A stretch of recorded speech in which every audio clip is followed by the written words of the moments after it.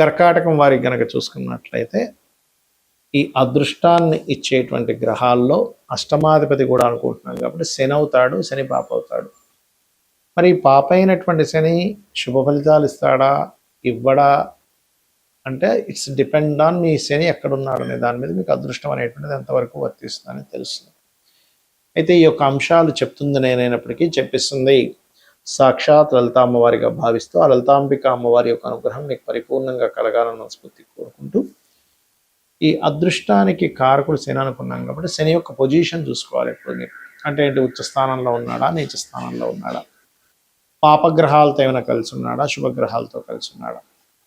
ఎందుకంటే ఈ అదృష్టం కనుక కలిగితే వీళ్ళకి లాటరీలు తగలడం కానీ, లేకపోతే అంటే అష్టమాధిపతి ఇచ్చే రిజల్ట్స్లో, లేకపోతే కొంతమంది నిధులు దొరకడం కానీ, లక్కీగా ఏదైనా ఒక జాబ్ రావడం, ఇట్లాంటివన్నీ కూడా జరుగుతూ ఉంటాయి. అయితే ఇక్కడ ఎప్పుడైతే మీకు ఈ అష్టమాధిపతి పాపి అయ్యాడో, కొంచెం పాడైనా కర్కాటక లగ్నానికి శని కొద్దిగా పాడైనా అనవసరంగా అంటే కొన్ని రహస్య సంబంధించినటువంటి పనుల వల్ల, కొన్ని రీసెర్చెస్ వల్ల వీళ్ళు నష్టపోతారు. అష్టమం కుంభరాశి అయింది కాబట్టి కుంభం అనేటువంటిది రహస్య స్థానంగా చెప్తూ ఉంటారు. అంటే కొన్ని చూడండి, ఒక్కోసారి రహస్యంగా కొన్ని పనులు చేస్తుంటారు. ఏదో ఎఫ్ఐఆర్ పెట్టుకోవడం మనం, లేకపోతే ఏదో రీసెర్చ్ చేయడం మనం, లేకపోతే రహస్య సాధనలు కొన్ని చేస్తూ ఉంటారు. పూర్తిగా గురువుల ద్వారా తెలుసుకోకుండా ఏదో కొన్ని రహస్య సాధనలు, కుండలిని యోగం అనో, లేకపోతే ఇంకేదో శక్తి దేవతల్లో కొన్ని పిశాచ సాధనలు కొన్ని ఉంటాయి. అటువంటివి చేయడం వల్ల కూడా నష్టపోతూ ఉంటారు. కాబట్టి ఇటువంటి విషయాల్లో మీ శని గనక పాడైనట్లయితే ఎట్టి పరిస్థితుల్లోని వీటి జోలికి వెళ్ళకండి దయచేసి.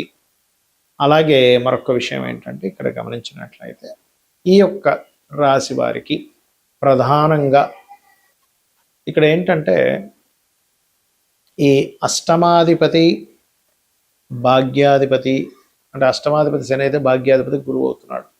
ఒక్కొక్కసారి ఈ భాగ్యాధిపతి అష్టమంలో ఉంటాడు, అప్పుడు మళ్ళీ అష్టమం బాగుపడుతుంది. ఎందుకంటే ఈ లగ్నానికి శుభత్వం కదా, అందుకని ఆ రకంగా చూసుకోవాలి. ఇంకొక విషయం ఏంటంటే, ఎక్కువగా బెల్లము తినిపించడం గోవులకి, మరియు ఓం ఇంద్రగోప పరిక్షిప్త స్మరతోనా వజంగికాయ నమః అనే మంత్రం చేయడం, ఇవి ఎక్కువగా చేస్తుండాలి. ఒక్కొక్కసారి అష్టమాధిపతి కనుక పాడైతే గనక వీళ్ళు ముఖ్యంగా శనివారాలు బ్లూ ఆర్ బ్లాక్ కలర్స్ వస్త్రాలు ధరించినా కూడా ఆ వస్త్రము యొక్క ప్రభావం కూడా చూపిస్తూ ఉంటుంది. అందుకే మన వాళ్ళు దానం ఇచ్చేటప్పుడు వస్త్ర సహితంగా ఇస్తాం, వస్త్రాలు దానంగా ఇస్తుంటారు. ఎందుకంటే వస్త్రానికి చంద్రుడికి సంబంధం ఉంటుంది, చంద్రుడికి ఎమోషన్స్కి సంబంధం ఉంటుంది. Emotions, lot of emotions combination మనిషి చెప్పాలంటే, మనిషి యొక్క ఆలోచనలు కానీ.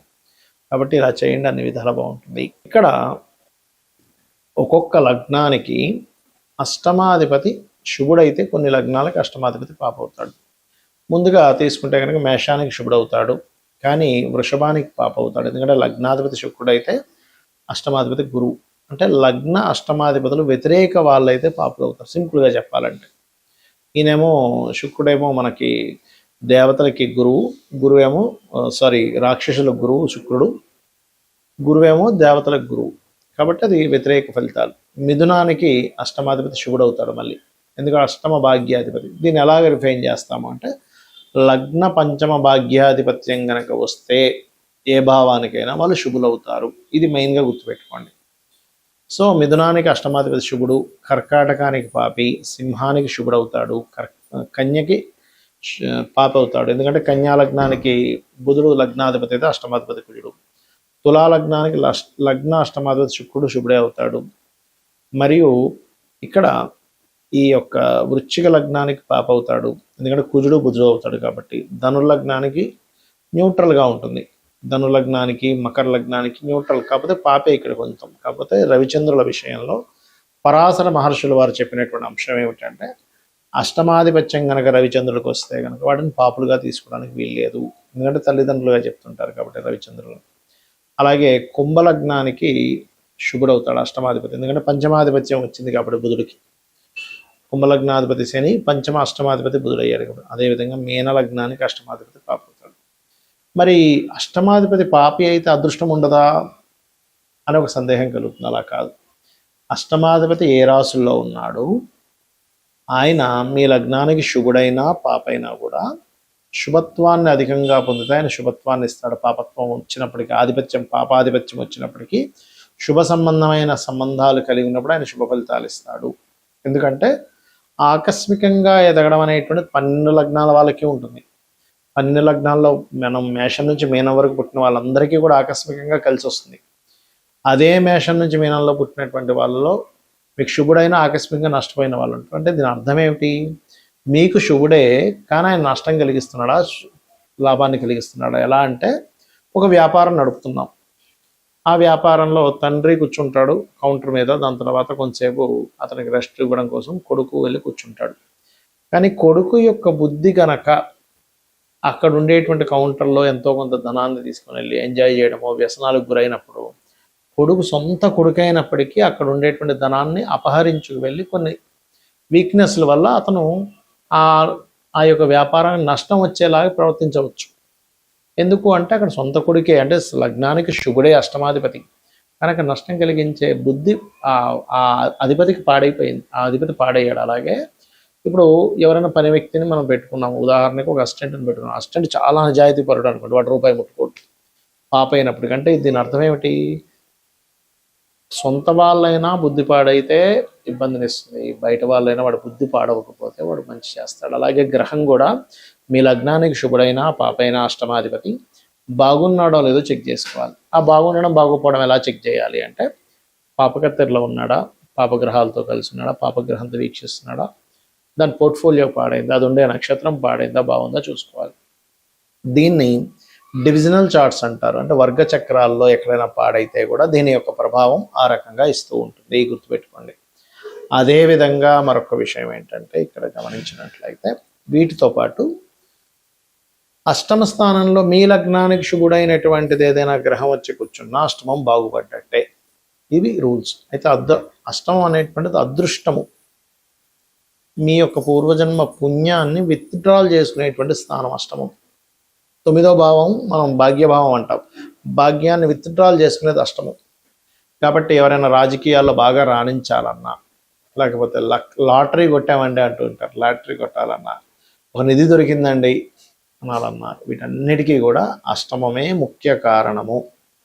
అందుకని మీరు పూజ చేస్తున్నామండి ఫలితం రాలేదు, అష్టమం పాడైంది, అక్కడ భాగ్యంతో పాటు అష్టమం కూడా పాడవుతుంది, పంచమం పాడవుతుంది. కొంతమంది కాన్సన్ట్రేషన్ ఎందుకు చేయలేరంటే అది కారణం. కాబట్టి మీరు ఏం చేయాలంటే అష్టమీ చంద్ర విభ్రాజ అలికస్థల శోభితాయే నమః, ఈ మంత్రము కూడా మీకు అద్భుతంగా పనిచేస్తుంది.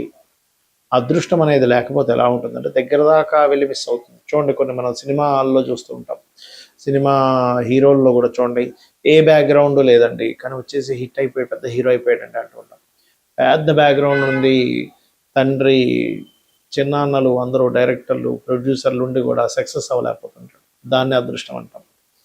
అసలు ఎప్పుడూ కొననటువంటి వ్యక్తి ఎప్పుడూ లాటరీ కొంటే టక్కన వాడికి కలిసి వస్తుంది. అసలు ఎప్పుడు నేను వెళ్తా అనుకోలేదండి గవర్నమెంట్ జాబ్లోకి, ఫ్రెండ్ ఏదో సరదాగా వెళ్ళాడు, ఫ్రెండ్తో పాటు నేను ఏదో సరదాగా అప్లికేషన్ పెట్టాను, గవర్నమెంట్ జాబ్ వచ్చేసింది అంటే.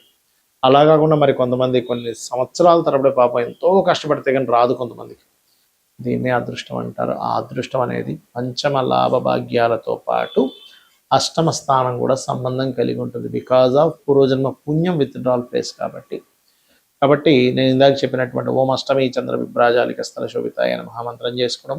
మరి కొంతమందికి ఇప్పుడు మనం చెప్పుకున్నాం ఏది నిధులు దొరుకుతుంటాయి ఎలాగా అంటే పూర్వజన్మల్లో వాళ్ళు ఒక ఊరంతా ఏదో ఇబ్బందులో పడితే వాడి దగ్గర ఉన్నది మొత్తం సర్వస్వం కూడా దానం చేసిన వాడి వ్యక్తి అయి ఉంటాడు, లెక్క కట్టకుండా. ఇప్పుడు నేను ఈ దానం చేస్తే నాకేంటి లాభము అని చెప్పి లాభాపేక్ష చూసుకోకుండా అవతల వాళ్ళు ఇబ్బందుల్లో ఉన్నారు కదా, ఆ ఇబ్బందుల్లో ఉండేటువంటి వారికి ఏదో ఒకటి సహాయం చేయాలనే భావనతో చేయడం అనేటువంటిదే మీకు అక్కడ ఫలితం ఇస్తుంది.